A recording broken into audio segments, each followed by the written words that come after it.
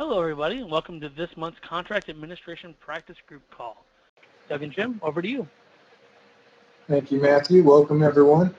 Hope everyone is doing well. It's extremely hot down here in North Carolina, and we're kind of sweating every time we open the door, but we're going to make it through it. Just wanted to welcome everybody as we start today's presentation. Jim? Well, I'd just say welcome too, and we're looking forward to the conversation. Just a reminder, as Matthew said, please jump in whenever you feel like it. Raise your hand and let him get you online.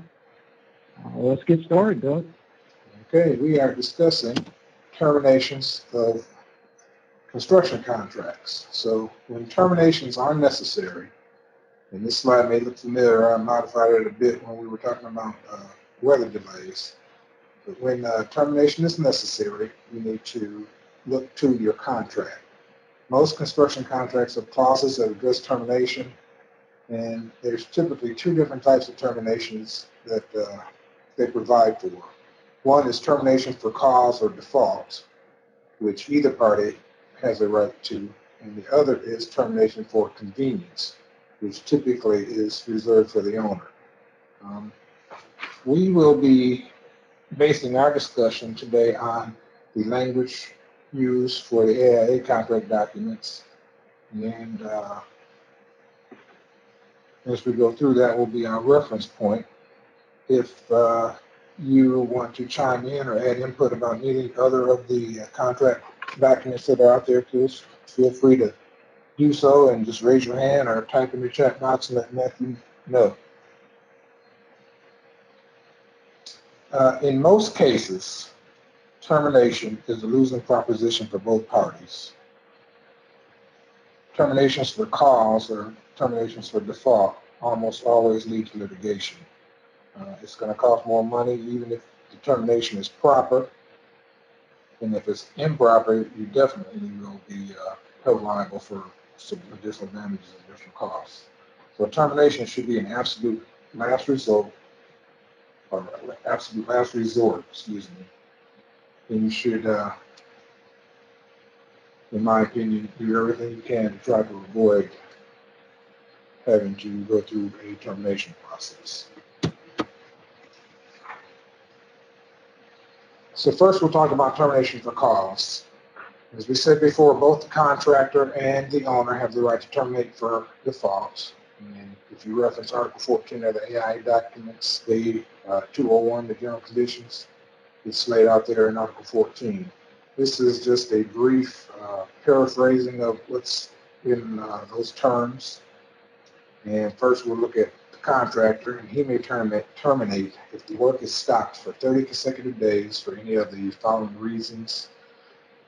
Those being that the authority having jurisdiction or a court issues a stop work order, an act of the government, such as declaring a national emergency that would cause the work to need to be stopped, non-payment by the owner, or along with that would be the architect not issuing a certificate for payment.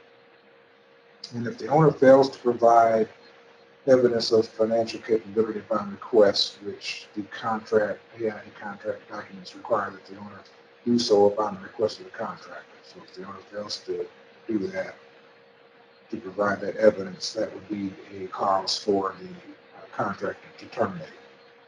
So the contractor can terminate also for repeated suspensions, delays, or interruptions of the work that last more than 100% of the days that the project was scheduled for, or 120 days in a 360-day period, whichever is less. If termination is for one of the reasons that we just discussed above, the contractor must give the owner and architect 7 days written notice. Contractor may terminate if the work is stopped for 60 consecutive calendar days due to the owner repeatedly failing to fulfill their obligations with respect to matters important to the progress of the work. And again, that's upon 7 days written notice to the owner and the architect. And an example of that would be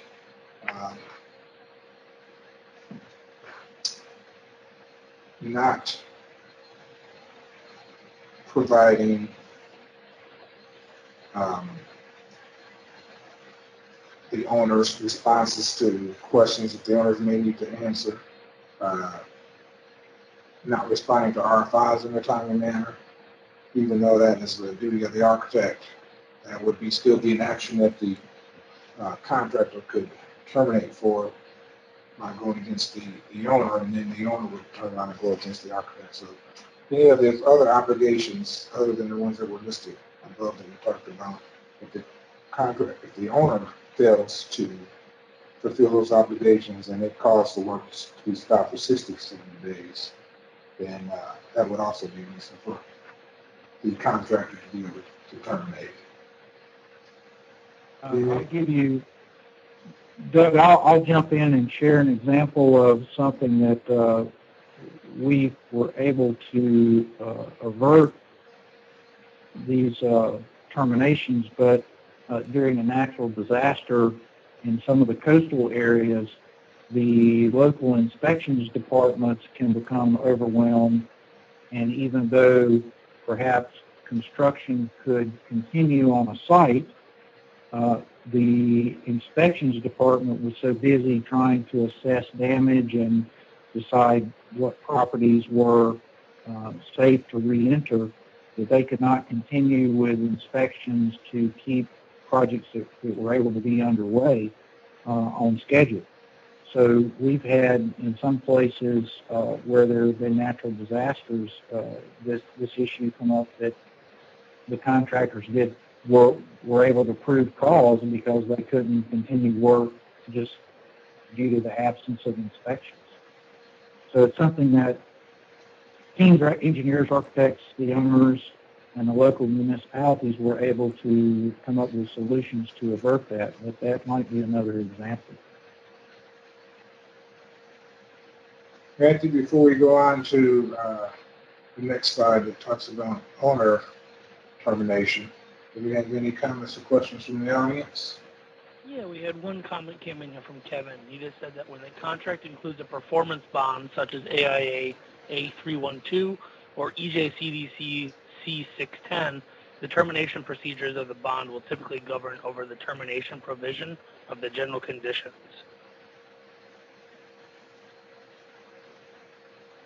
Okay. We'll touch on that somewhat a little bit later, but that's a good point. So let's move on to termination for cause where the owner may terminate. And again, this is all from the AIA General Conditions, Article 14. The owner may terminate if the contractor repeatedly refuses or fails to supply enough properly skilled workers or proper materials.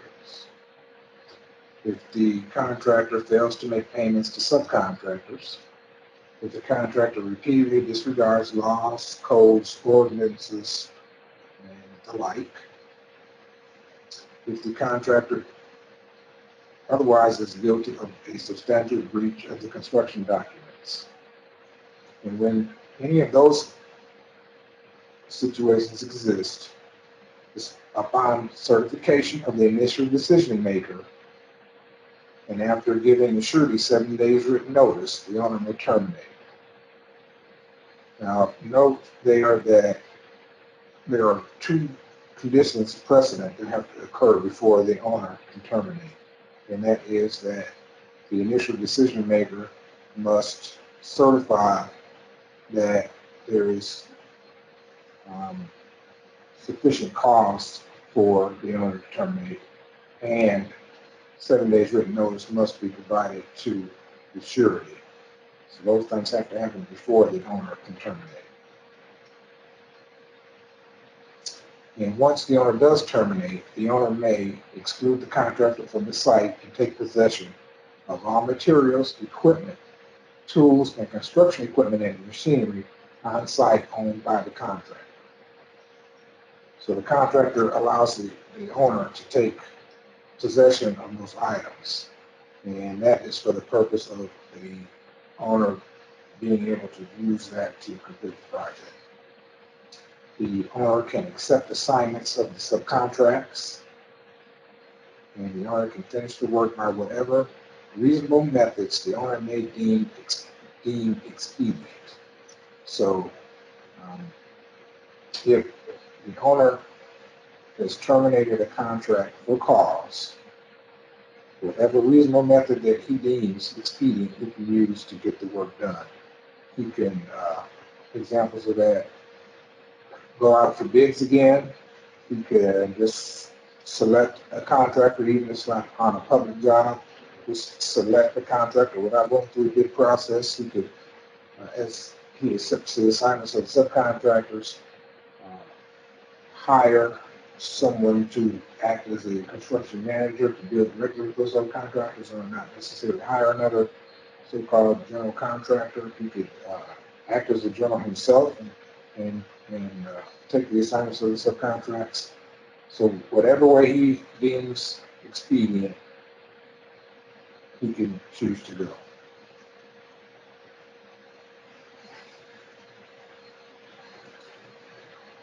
Referring back to where it says otherwise is guilty of a substantial breach of the contract documents, an example of that might be substandard, defective, and non-conforming work. So if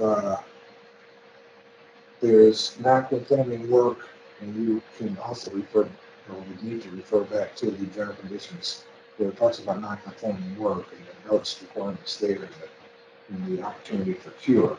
If the contractor is performing non-conforming work repeatedly and he is not taking the steps to cure it, then that would be an example of a substantial breach, other than the ones that are listed there, that's failing to pay the subs, disregarding laws, and refusing failing to supply properly skilled workers for materials. Do you have anything to add there? No, I don't think so, Doug. We'll talk about this more later, but I would just re-expand on a point that Doug made here to start. Is this whole path, of course, is a solution of last resort after you've done everything else that you can do to not have to take this path. I don't think I've ever experienced it to be a joyous or prosperous or good thing, but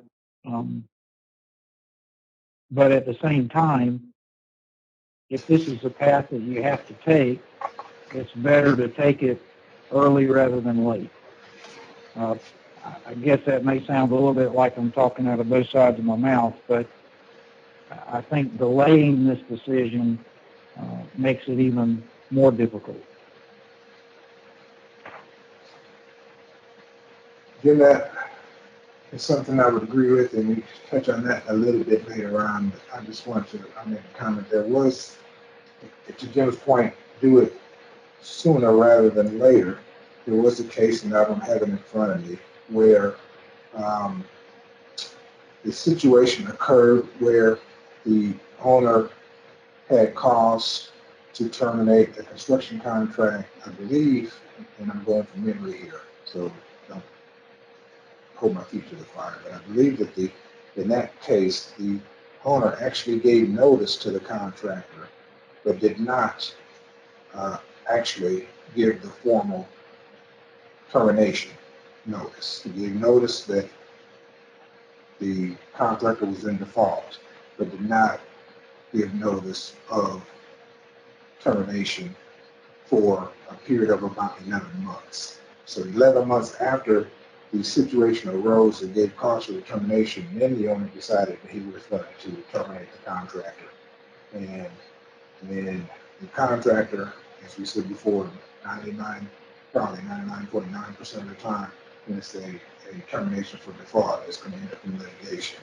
So when that finally went to litigation, the court held that 11-month period that the owner waited to terminate the contractor was too long, and that the termination was wrongful. So as you were saying, you need to act on it sooner rather than later. Anything from our participants? Nope, at this point, everyone seems to be pretty quiet. Okay, as design professionals and AI contracts, it provides for the initial decision maker. The default is to be the design professional. Some words of caution or some things to consider if you are that initial decision maker and you are called upon to make that certification that sufficient cause exists to justify termination. What you should do, and these are my recommendations, first consult with an attorney. Consult with your attorney.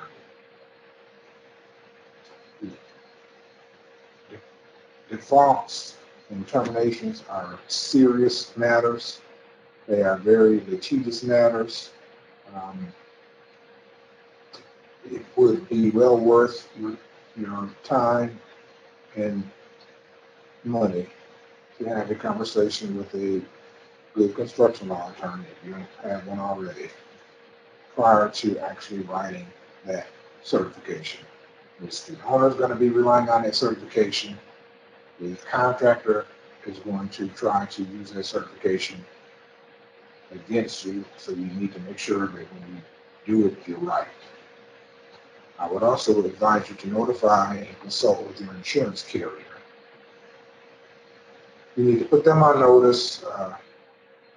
They may be able to help you with wordsmithing, which also the attorney will be able to help you do. But notifying the carrier and looking for assistance from them will also be advisable.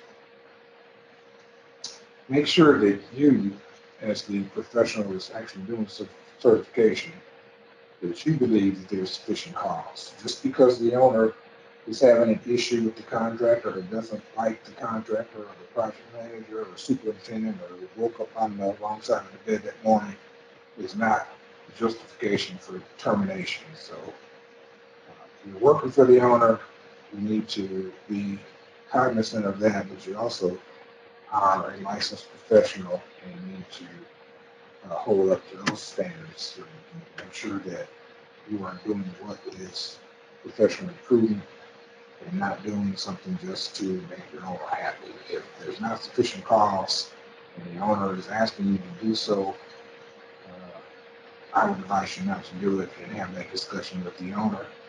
And again, in a case like that where the owner's wanting you to do it and you don't think it's advisable, get with your insurance carrier or attorney and get them to help you to convince the owner to show him that that's not the thing to do at that time.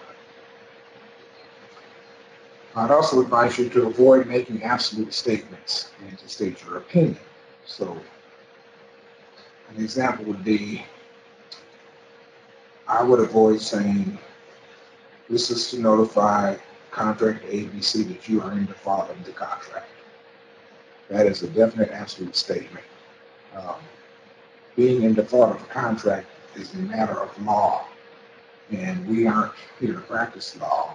I would advise that the language to say would be, this notice is to advise ABC contractor that in the opinion of the architect, you are in default of your contract.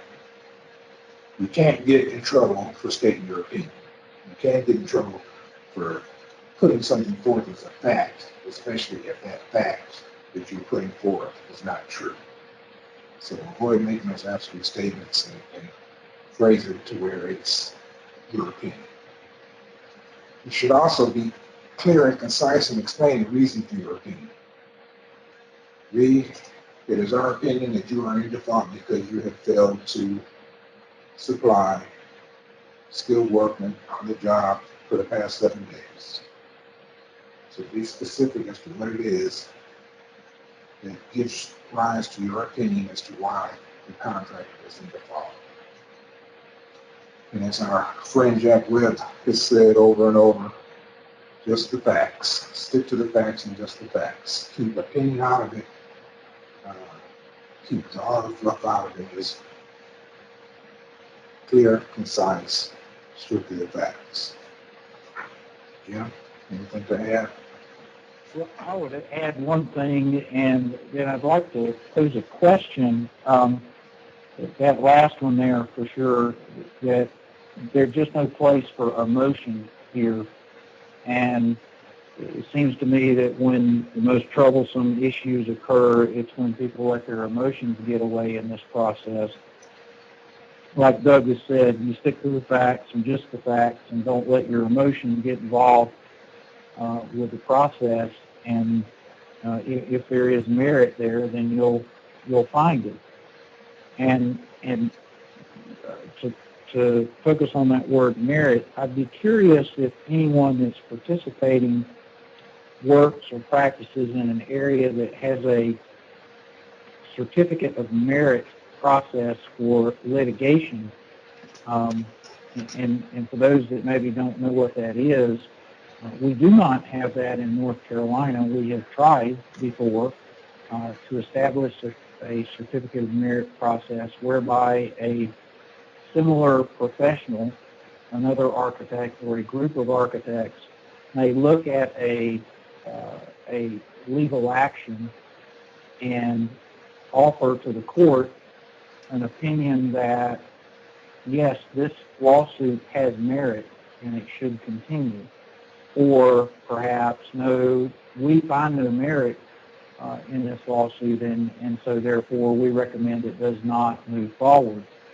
In hopes, the intention, I think, was to cut down on frivolous lawsuits, but it seems to me that that process of a review by peers and a certificate of merit state might be a body to have look at issues like termination. And so I was just curious if anybody has any experience with certificate of merit kinds of review for litigation and or any involvement in this subject matter. And maybe we can go on, Doug, and let Matthew, we can come back to him if people raise their hand. We have a couple of comments that have popped in over this slide as well. We had, excuse me, we had a comment here from Michael. Why is it a good idea to take possession of the contractor's equipment if it becomes necessary to terminate them? What about the value of the equipment versus value of contract? Is this setting up a claim? The claim is going to be set up the minute that you terminate the contract. The purpose for taking possession of the equipment is so that the owner can have use of the equipment to help expedite the completion of the project. If there's a crane on site, you're doing a building that requires a crane, the crane is on site. At termination, the contractor can't take the crane and run off the site with it. There's materials that are there or coming that need to be erected, and it's going to be more expeditious for the owner to be able to use the tools and equipment that are there to complete the job. It mitigates the time that it would take to get the project completed because it's there already. You don't have to wait for the contractor to remove it and somebody has to bring a new one there.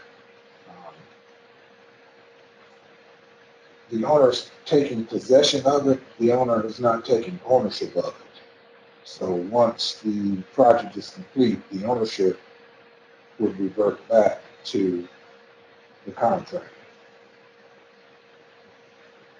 Now, there are going to be issues as to whether or not the owner should be paid rental fees and stuff like that, but that's probably going to be dealt with when the case goes to court.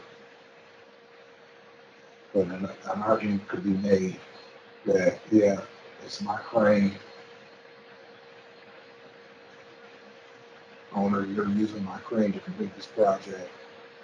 You should pay me for the use of it. And there's going to be arguments on the owner side. Well, you breached your contract. The use of the crane was required to complete the contract. You owe me the cost that it's going to take me to complete the project, and that includes the cost of the use of the crane. So there are a whole host of different complicated issues that arise with terminations, which is why Jim and I are saying that it should be a last resort. Matthew? Yeah, we had a comment pop in actually with regards to this. I'm going to skip ahead a few. Joel just adds, there may not be much equipment left on site at the end of the 7 days. Contractor, excuse me, the contractor will likely remove all small tools, anything they can haul off. Files, record documents, computers, etc. will likely be removed from the construction offices as well. Excuse me again. We do have 2 more comments here from Kevin. One of them, in negotiating professional services agreement, the AE should endeavor to avoid having to certify that conditions for termination for cause exist. So I don't know if you want to comment on that at all. And we have one additional comment. I would agree with Kevin. I would rather not have to do it, but as we stated that we're basing our discussion here on the AIA contract document language and it's in there. And so since it's in there, if you're asked to do it, you've got those issues to deal with. Kevin, it's a really good comment. I've got a good friend who practices in Hawaii, and he says that more of his contract is explaining the things that he does not do than including the things that he does do. And he's worked very hard to create an atmosphere that isn't negative when he reviews that with his client. But he finds that that explaining the things that aren't a part of his services has been the most important thing he's learned to do over 35 years of practice.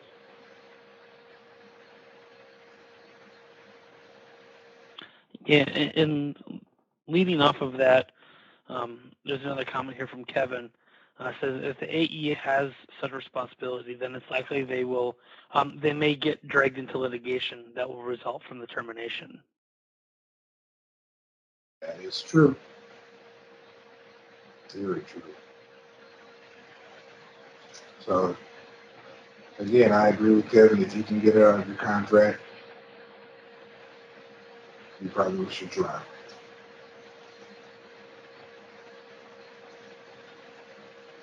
All right, that wraps up all the comments we have at the moment. So the remedies for termination for cause or termination for a breach of contract. When the contractor terminates for cause, he or she is entitled to payment for the work that was executed, the work that they've done, including reasonable overhead and profit for that work, and costs incurred by reason of such termination and damages. And those damages, an example might be demobilization costs or lost opportunity, things like that. When the owner terminates for cause, the contractor is not entitled to further payments until the work is finished. If the unpaid balance of the contract, what the owner has not paid the contractor, exceeds the cost of completing the work, including architect's services and expenses made necessary thereby, or other damages incurred by the owner. So examples of those would be the owner has to secure another contractor. There's expenses incurred with that. In doing so, he's going to be asking and looking to the architect to help him, say, put out another bid package. There's architect services and expenses there. So those costs get added in. And once you look at all those costs, if there's money left over, then that excess is paid to the contractor. If the cost for finishing the work, including those damages, exceeds the unpaid balance, then the contractor is to pay the difference to the owner.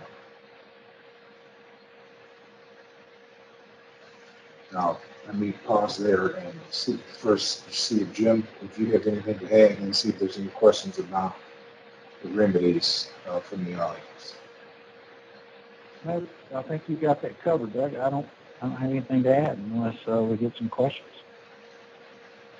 So you can see there where if you are terminating a contractor and then going back and telling him you need to pay me X amount of dollars more because it costs me X amount of dollars more to get the job done, you can see why most times these terminations lead to litigation. Anything from the audience, Matthew? No, at this point they're still quiet. Okay. So that covered termination for default. Now we'll move on to termination for convenience. Only, and this again is based on the AIA contract documents, only the owner may terminate for convenience. And the way it reads in the general conditions is that the owner may at any time terminate the contract for the owner's convenience and without cause. If that happens, then the contractor again is entitled to payment for the work that they've completed, the work that they executed. They're entitled to costs incurred by reason of such termination, along with reasonable overhead and profit on the work that was not executed. So when the owner is doing it for convenient and there's no fault of the contractor, then the contractor is entitled to his net overhead and profits that he would have received had he performed the contract in total. Jim, anything to add there? I'm just curious, again, I'll ask if anybody has had the experience that where an owner terminated for convenience and what that process was like. I know Doug can give examples, but I'm curious if anybody in the audience has had a situation like that and might be willing to share what the issue was that caused that termination. And to piggyback on that, if anybody in the audience wants to share any of their experiences going through the termination, be it for convenience or for cause, we would love to hear it. While those come in, we do have a question here. Can you discuss why it's to the owner's advantage to have separate performance bond and payment bond instead of using combined performance payment bond forms?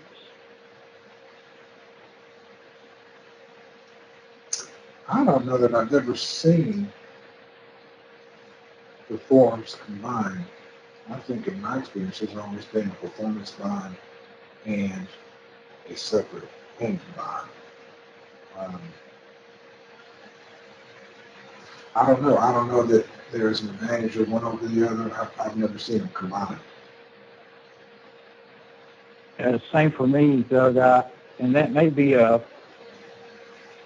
I don't think it's a state-by-state thing, but it could be a state or local municipality that in some fashion have them combined, but all the ones that I've seen have been two separate documents.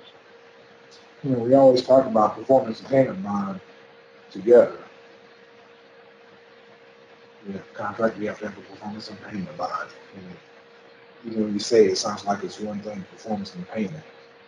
But they're, in my experience, always have been two separate documents.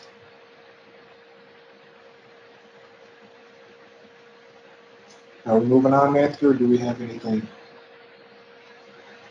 That was the only question at the moment. Oh, wait, one just popped in. Why is overhead and profit paid for work not excluded or executed? Sorry. It is, the contractor is entitled to the benefit of the bargain they made when he signed the contract. If he is not at fault, he is entitled to make his expected overhead and profit on the contract. So if he is terminated for the convenience of the owner decides for whatever reason to stop the project at whatever point it is. Skills going up, the contractor is doing an excellent job, and all of a sudden steel prices, let's not say that, let's say the owner is looking at his pro forma and the market is declining, and the owner has determined that he's not going to be able to lease the space in the building and make money because of the declining market. So he says, well, I'm going to stop the project. It's no fault of the contractor. The contractor was on site, doing what he was supposed to be doing, would have completed the project on time, and like I said, he's entitled to his benefit of the bargain for the contract. So he is not at fault, and he's entitled to make the overhead and profit that he had contracted to make. Now that's not the case if it's termination for default. If it's terminated for default, he would not be allowed the reasonable overhead and profit on the work not executed. He would only be allowed payment for the work that he did execute.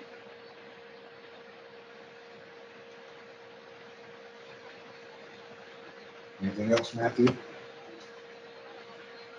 Yeah, we had a couple of follow-ups here. The question was, actually two questions, both covered it, both by Ann and Raul. Both ask, who determines what is reasonable overhead and profit? Let me do that one. Okay. It depends. That's not a real answer, but that's a great question. And I have seen frequently contract documents which put a limit on those figures within the contract. In the general conditions or in the supplementary general conditions, there is an explanation for maximums that are allowed to be associated with the project and charged by the contractor. So because this is such a good question, and that very issue has received so much attention and probably produced so much arguing and fighting that many firms have decided to list that themselves before it becomes a question.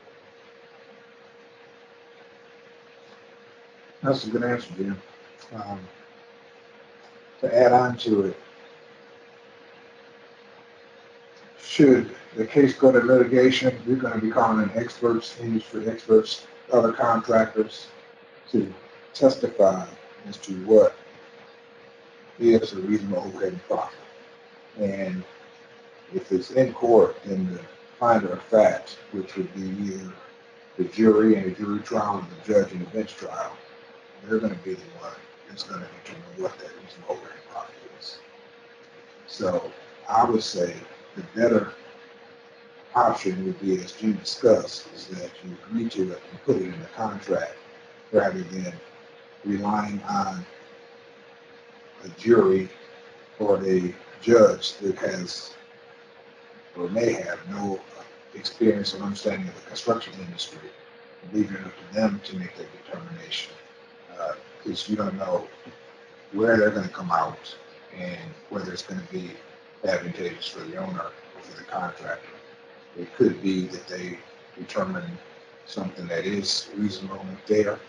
Or it could be that they, through their own biases or experiences or based on the evidence they get put in front of them, it could be that they don't give the contractor as much as he should have gotten or gives him more than he should have gotten.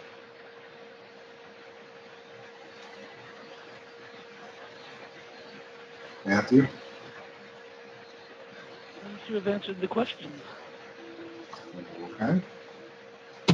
So let's move on to wrongful termination. Whether it is the contractor or the owner, if you are making a termination, if you are executing on a termination right, you need to make sure that you are in the right. Because if you are wrong and the court determines that there was a wrongful termination, you could face significant damages. But if the owner wrongfully terminates the contractor is entitled to, again, the compensation for the work that they perform. And he also may be entitled to his profits on unperformed work.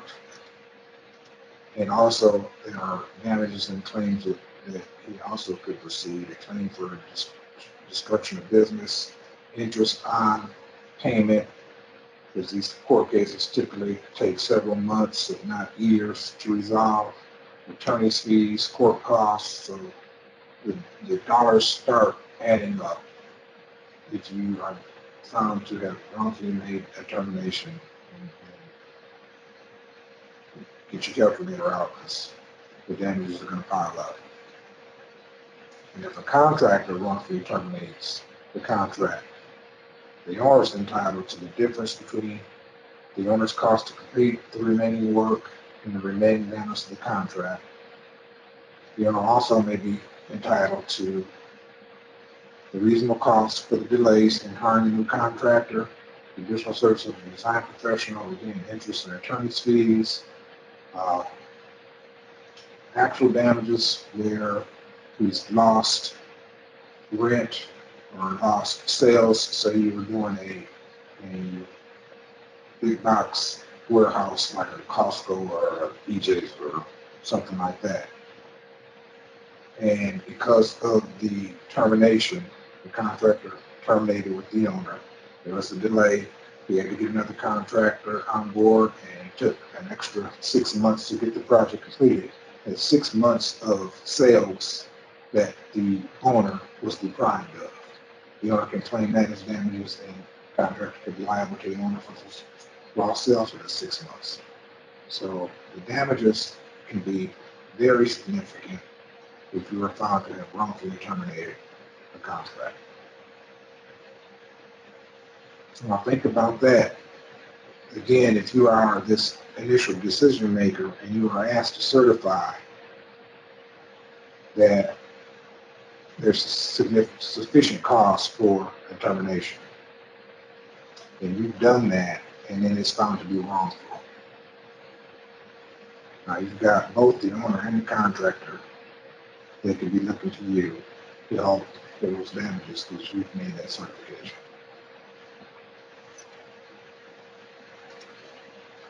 Which goes back to our friend Kevin's point.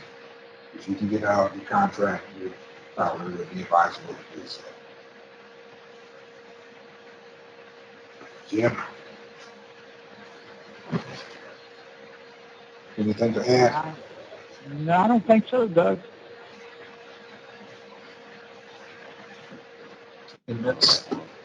I have a horror story here from Joel. Unfortunately, Joel doesn't have a microphone to share, so I'm going to read it here and hope I do it justice. But, excuse me, a school addition project contractor who didn't seem to be able to plan how to make connection to existing building and was underperforming on what they were doing.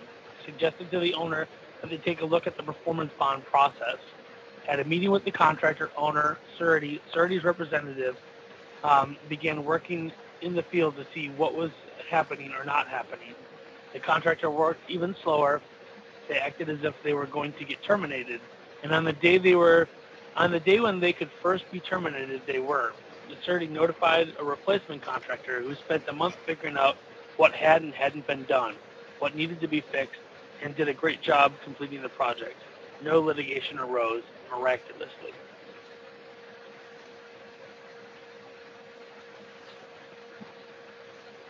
For a horror story, that one wasn't so scary.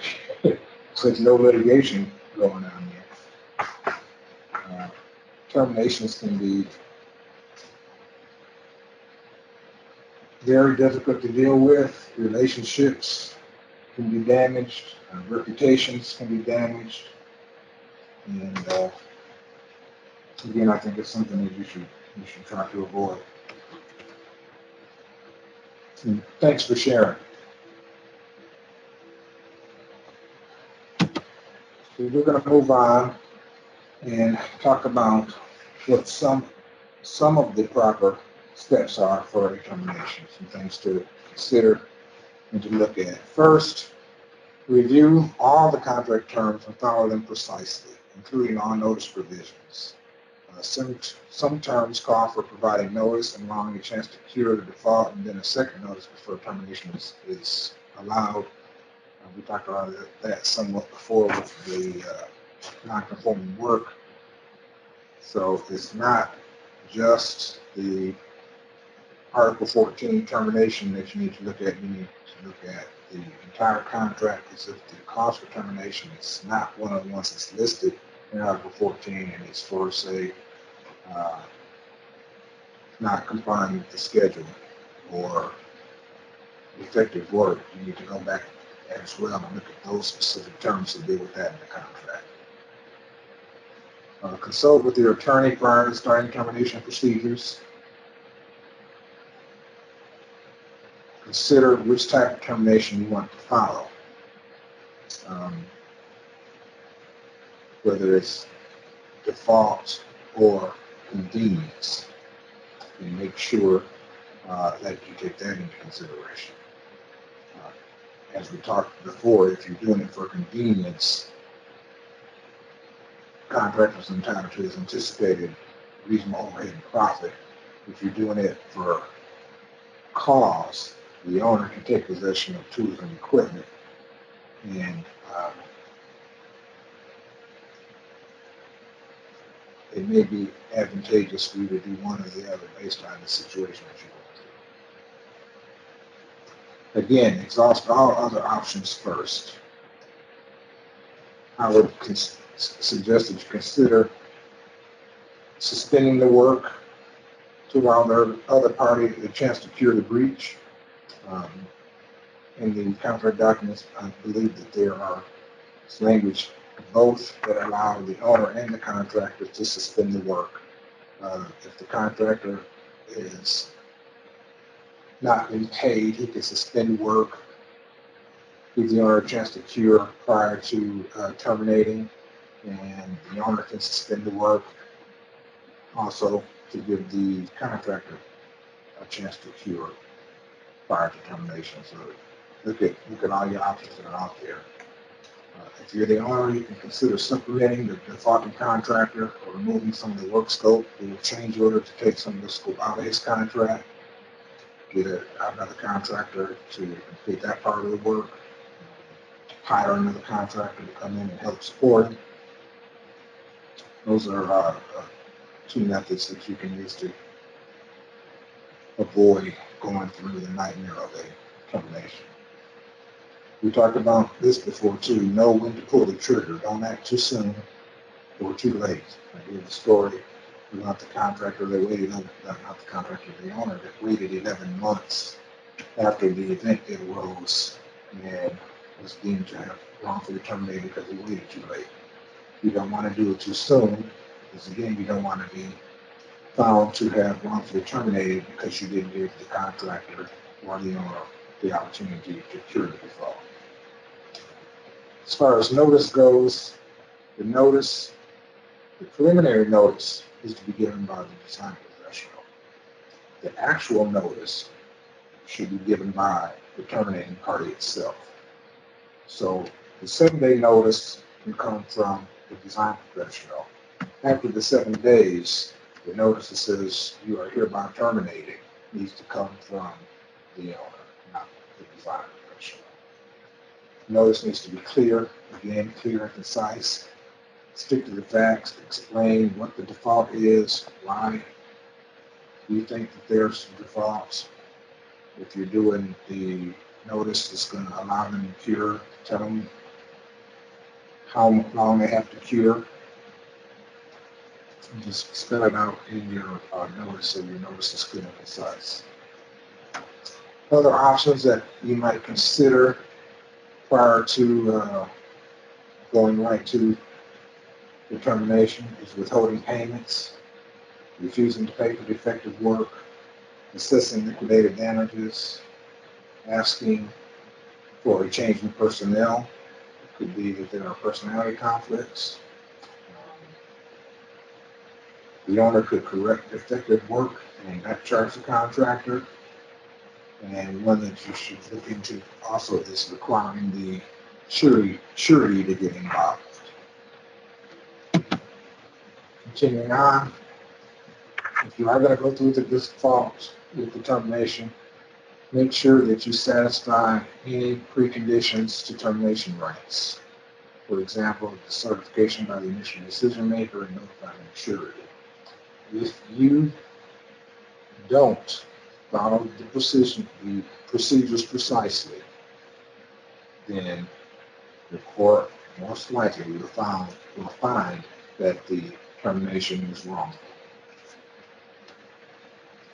Once you have determined that you're going to go through with the termination, you need to record the state of the defaulted contractor's work and document the default.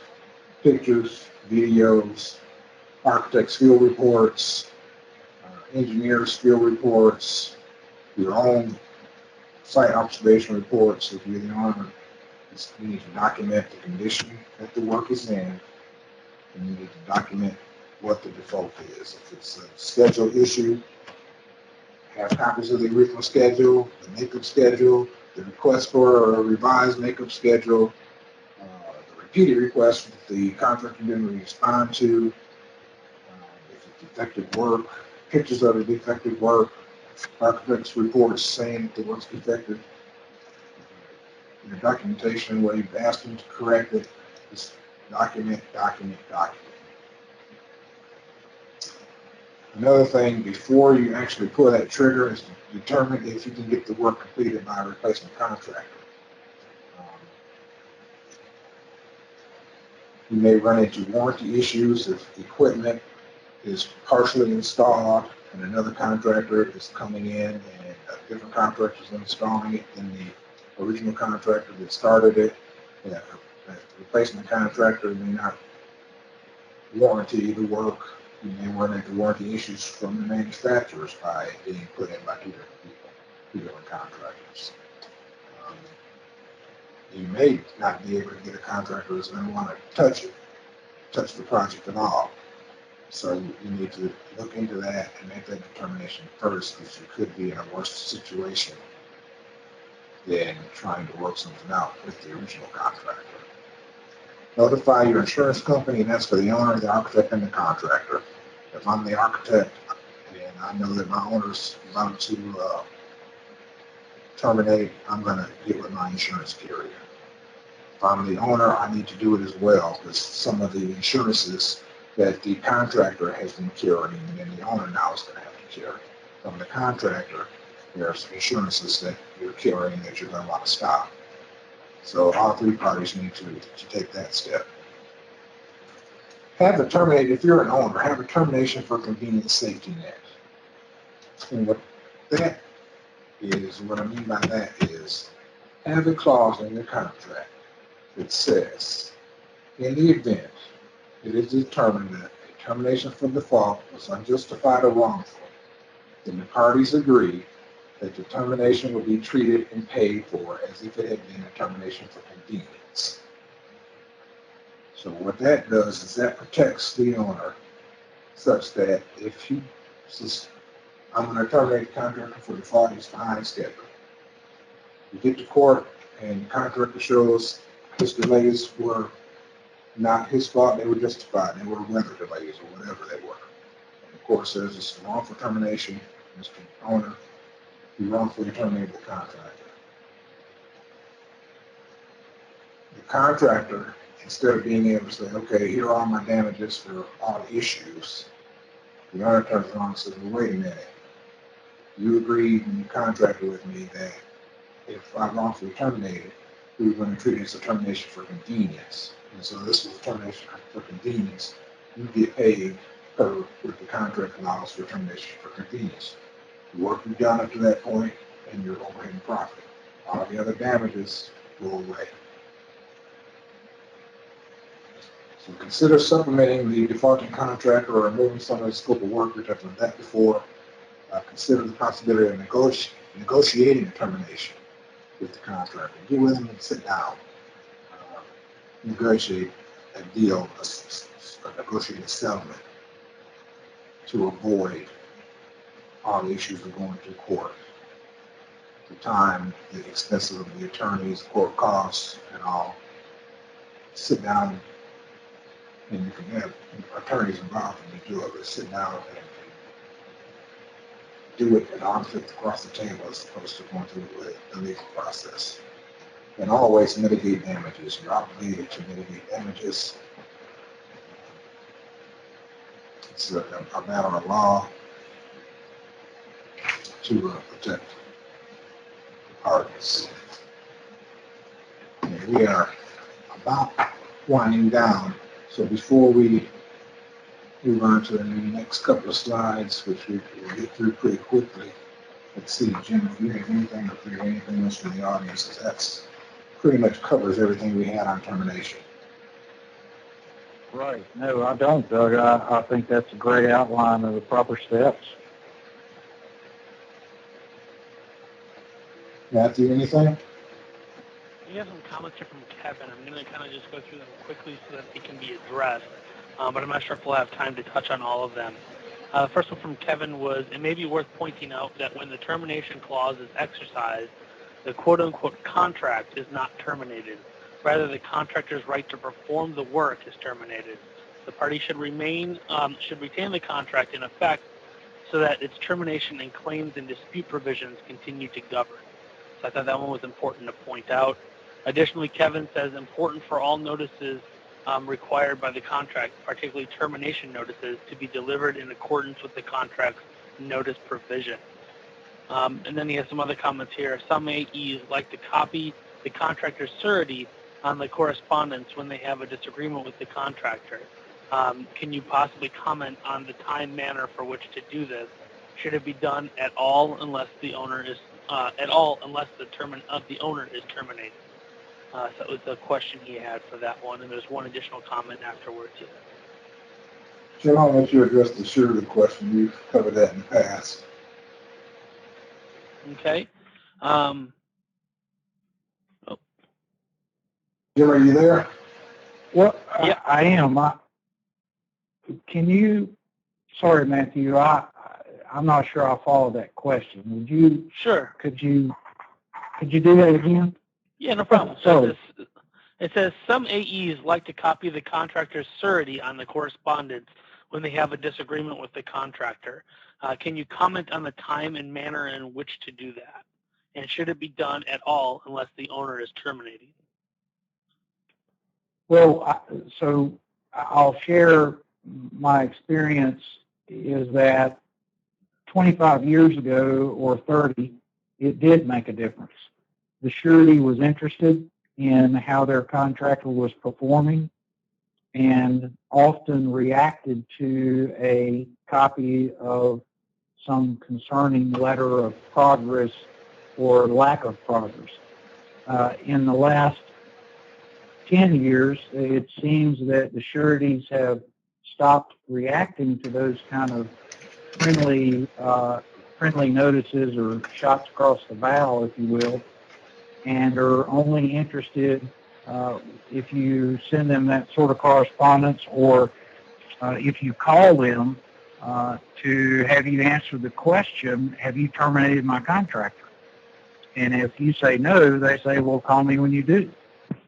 So I'm not really sure what in the industry has caused them to back away from those early notices, but it seems more and more that that's the way they operate now. So, you know, in my professional operation and belief and the way I think we should operate, I think it as a courtesy is okay to notify the surety that actions are not, the project's not moving like it should and that actions are being considered.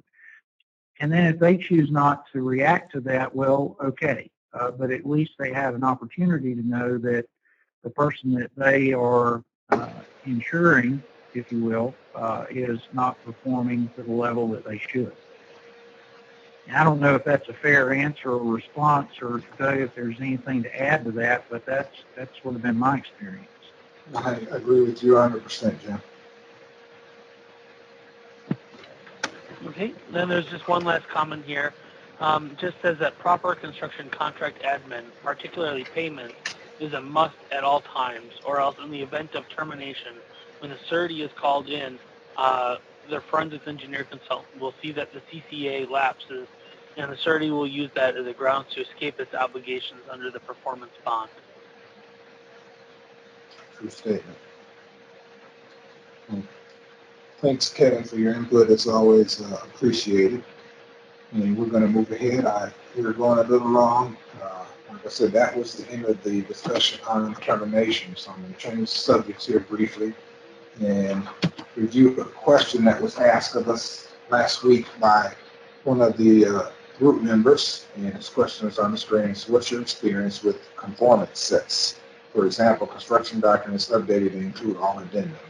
A lot of our owners, contractors, and now some of 37 jurisdictions are asking for them. If the entire conformance set is issued as an ASI, would that make it a formal part of the contract documents? I'm going to just read our response, but as I'm doing so, if anyone out there wants to chime in on their experiences with this, please feel free to do so. So our response back was providing a conformance set is not a standard practice in the industry, and I'm not aware of any design contracts that anticipate or require this. When I'm asked for one, I point out that it's not in my scope of work and request additional services for providing it. If there are multiple addendum or addenda items that are due to errors or omissions on the part of the design team, you may not want to ask for those additional services for obvious reasons. If the construction contract has not been signed yet, then it's easy to deal with. You can prepare the conformance set, and it can be identified in the contract as the proper set of drawings. And there's no need for any other documents to make them a part of the contract documents. If the contract has already been signed, and then the contractor or AHA, whoever is asking for the conformance set, then I would say that the way to do that would be by means of an ASI. You don't really need a change order because you're not affecting dollars. The ASI would make them contract documents, and you don't have to deal with dollar issues because if they were addendum, they should have been included in the price of bidding, so you don't need to go through the change order process. Now, some observations. If you agree to do a conformance set, take extreme care to make sure you have incorporated all of the addendum items, including specification items, which means you may have to reissue specifications in whole and in part, as well as the drawings. If something gets missed in the conformance set, you're going to be blamed. They're going to be saying, well, here's the conformance set. You didn't include this addendum item in the conformance set. It's not in my scope. So if you don't do a conformance set and your contractor misses something, he's going to go to the owner and say, well, see, if he'd done a conformance set, I'd have gone in one place and I wouldn't have missed it. So you're kind of in a catch-22. Now, another option would be to do the conformance set, but not make it a part of the construction documents. And note on the conformance set that it's been issued for convenience only and is not a part of the contract documents, and that the original drawings along with the addendum are the controlling contract documents. That the contractor remains responsible for all work and controlling contract documents, whether or not it's shown in the conformance set. So that was our response. I got an email back again, and I'm not going to mention the name because I did not ask him if I could share his name, but he wrote back, said that's how they have been handling it. But the problem that they have found is that people still will rely on the conformance set and ignore the official set.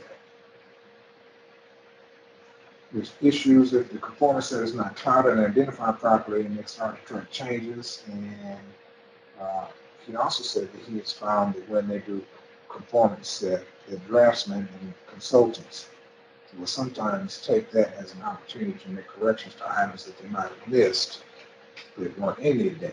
Now that could be a big issue there, that if you're doing this conformance set, it should only be the items that have been issued by the addendum. You don't include other items or other corrections. So I wanted to share that. We got a question last week. I thought it was a good question and something that we should at least present to the group to be aware of and discuss. And don't know if we have anything before we wrap up here. I thank everybody for staying over. If there's anything from the group on that last item. Matthew.